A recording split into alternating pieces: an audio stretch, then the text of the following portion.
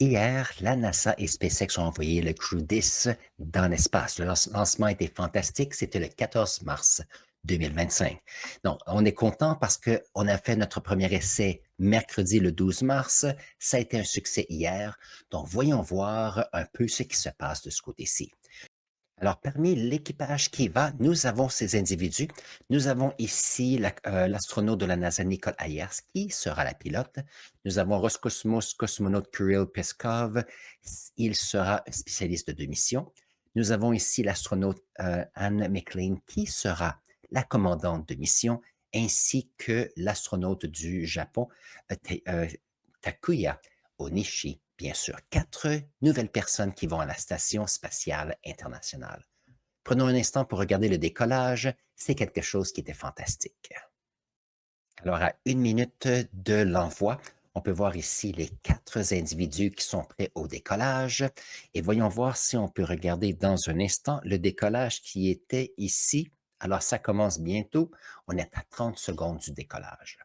Donc, ici, chose importante, nous avons, tiens, je vais mettre ça, comme ça, vous allez voir que ça vient du site YouTube de la NASA. Nous avons ici le Falcon 9 qui est la fusée de SpaceX. On peut voir ici le premier étage, deuxième étage. On a les astronautes et les cosmonautes qui est au bout ici. Maintenant, la première fusée ici contient l'énergie pour se rendre, pour quitter la Terre, et le deuxième pour aller en orbite.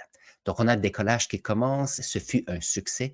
Et regardez le ciel bleu, c'est fantastique pour eux. Et voilà le décollage qui part et c'est parti. Donc, les 4 cosmonautes espéraient quitter il y a 2 jours. Il y a eu quelques difficultés, mais on est quand même content.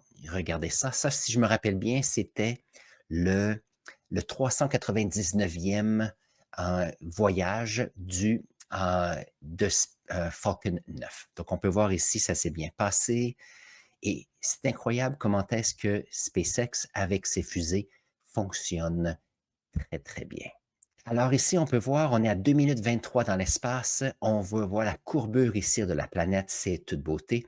On a le premier segment ici, le premier étage qui va se décoller. Donc, on arrête les moteurs ici pour arrêter la fusée et maintenant, on fait la séparation. La séparation, ça s'est fait. Aussitôt que cet objet quitte, on a ici le moteur. Donc, on peut voir ici que le moteur ici du premier segment le ramène à la Terre et on a ici le deuxième étage et les individus qui vont dans le ciel. Maintenant, ça ici, voyons voir, il faut que je vous montre ça, c'est toute beauté. Comment est-ce que ça se passe lorsqu'on a un décollage? Le décollage se passe ici comme ceci. Après quelques minutes, aussitôt qu'on est assez dans l'espace, la gravité terrestre est beaucoup plus petite et c'est à ce moment-là qu'on a la division du premier segment. Et qu'est-ce qui arrive? C'est qu'il y a assez de carburant à l'intérieur pour que cet objet revienne sur Terre et va atterrir. Ça, c'est important parce qu'en faisant un atterrissage qui est réussi, ça permet de pouvoir réutiliser ces engins. Si on retourne il y a 20, 30 et 40 ans, ces fusées ici étaient détruites lorsqu'ils tombaient dans l'océan. Et donc, SpaceX permet de diminuer les coûts en récupérant des parties. Donc ici, on se retrouve avec la deuxième partie qui est dans l'espace. On va voir ça dans un instant, jusqu'au point où le deuxième étage va quitter la partie supérieure ici de la fusée, de façon à ce que les astronautes puissent continuer leur voyage et ce deuxième étage va revenir sur Terre. Maintenant, le but du premier étage, c'est de quitter la gravité de la Terre et le but du deuxième étage, c'est d'emmener en orbite au bon endroit ce qu'il faut déployer. Donc ici, nous avons des astronautes et des cosmonautes. Ici, qu'est-ce qui arrive? C'est qu'on utilise le même procédé si ce sont des satellites ou autres objets qu'on doit amener dans l'espace. Voilà. Et ici, on peut voir, je vais vous le montrer, c'est de toute beauté. Voilà. Donc ça, c'est la vidéo qui était sur X qui montrait justement le premier étage qui revenait sur Terre. Donc, on a ici des pattes qui se déploient et puis on a les 4 pattes. Ceci, il y a assez de carburant pour atterrir et aussitôt qu'ils touchent, les fusées arrêtent et on peut les récupérer. Ça, c'est une avancée technologique qui est excellente. Alors, on est de retour ici à notre deuxième étage. On peut voir qu'on a le moteur qui est parti ici et on peut voir qu'on s'éloigne encore de la planète pour aller à l'orbite idéale.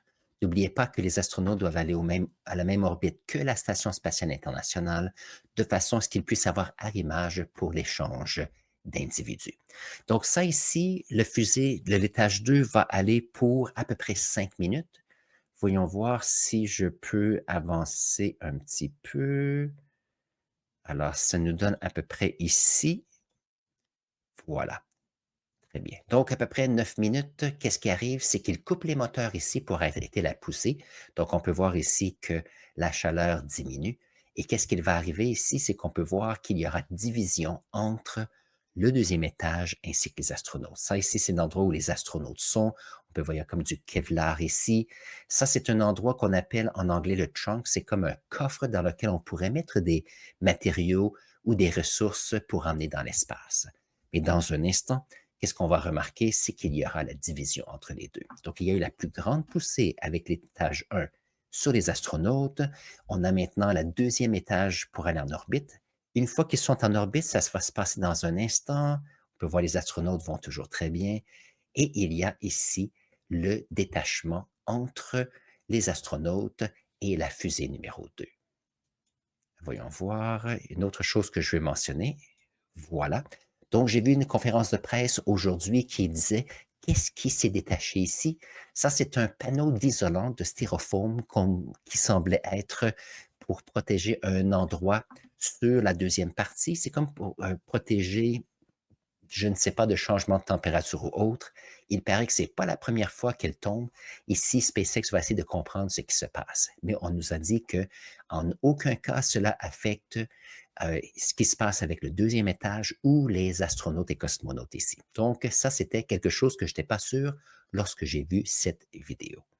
Alors ici, qu'est-ce qui se passe? On a les astronautes ici qui vont passer à peu près 28 heures pour, bien sûr, s'assurer que la capsule va bien, ils vont faire leur dernier test et vont aller à une vitesse constante pour s'aligner avec la Station spatiale internationale.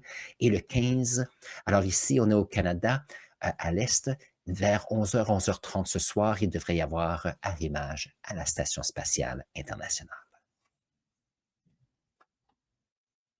Et voilà, regardez, ça va, je quitte, je passe à la prochaine segment. On peut voir que les astronautes ici sont presque en apesanteur maintenant. Il n'y a plus de fusées qui les poussent. Maintenant, ils vont, alors on peut voir qu'il y a des petites fusées ici pour les aligner jusqu'à ce que la station spatiale se rapproche. N'oubliez pas que la station spatiale fait une orbite autour de la planète à tous les 90 minutes. Donc, l'idée, c'est qu'il faut que tout fonctionne bien.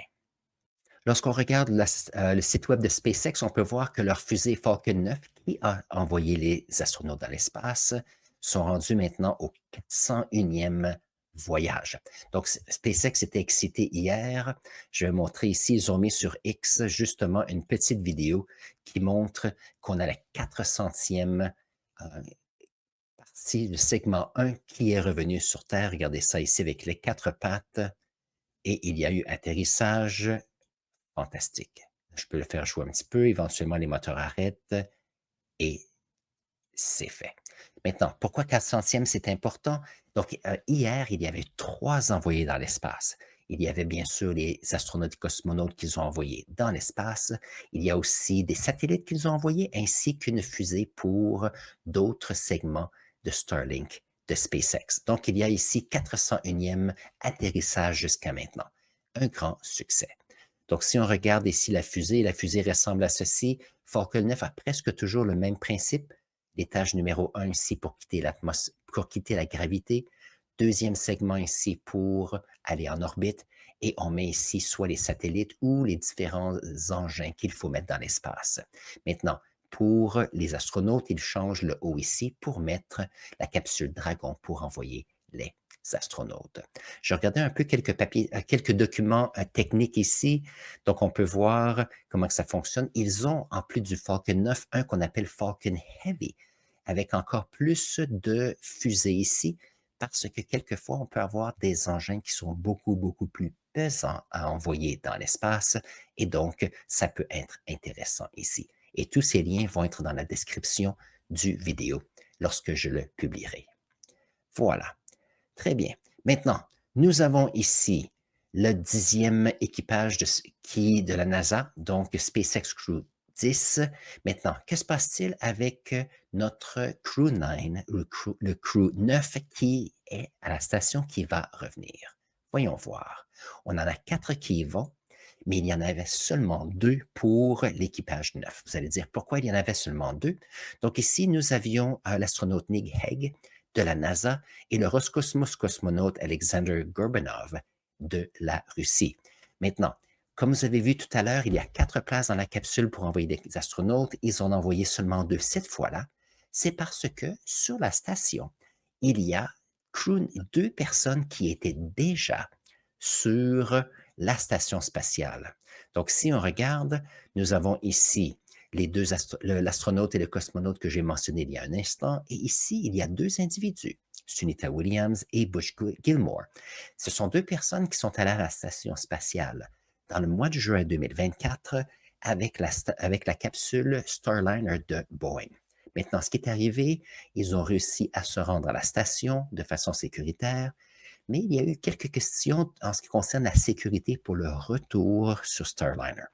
Alors, même si nous avons ici Sunita et Butch qui sont allés le 5 juin 2024, sachant qu'ils étaient pour aller à la station pour 8 jours pour tester la capsule Starliner, ils ont fini par rester à la station. Donc, ça fait plus de 9 mois qu'ils sont à la station spatiale.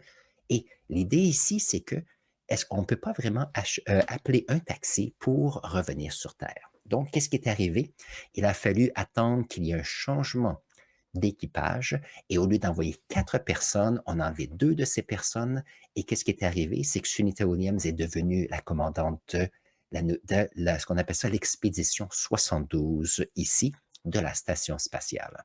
Donc ça, ce sont les 3 astronautes ainsi que le cosmonaute qui vont revenir dans quelques jours. Donc, pensez, on a ici eux qui sont allés le 25 septembre 2024. Ça veut dire à peu près 5-6 mois. Et eux sont là depuis plus de 9 mois. Donc, le retour va se faire, le retour se fait à l'intérieur de 7 jours, dépendant de la température pour le retour. D'après ce que j'ai vu, ce soir, on a l'équipage de Crew 10 qui va arriver à la station. Et si tout va bien, le retour peut se faire aussitôt que dimanche, le 16 mars. Donc, nous allons voir ce qui se passe, bien sûr. Donc voilà, ça c'est l'expédition 72 avec les 4 astronautes ici qui sont partis, qui font partie ici de l'expédition 72. Donc, ça veut dire que pour quelques jours, il y aura 11 individus à la station spatiale.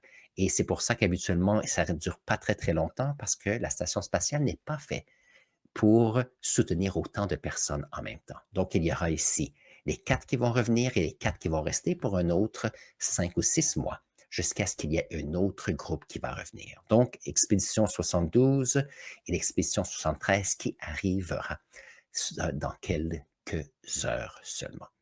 Et ça, c'est ce que je voulais mentionner aujourd'hui. S'il arrive que vous avez apprécié la vidéo ou avez des questions de clarification ou commentaires, mettez-les dans la section clavardage en dessous. Je regarde toujours vos questions ou vos idées et j'y réponds. Ça me fait plaisir de participer avec la communauté. Sinon, je vais mettre de ce côté-ci ou de ce côté-là une autre vidéo sur l'exploration spatiale et on se voit à la prochaine vidéo.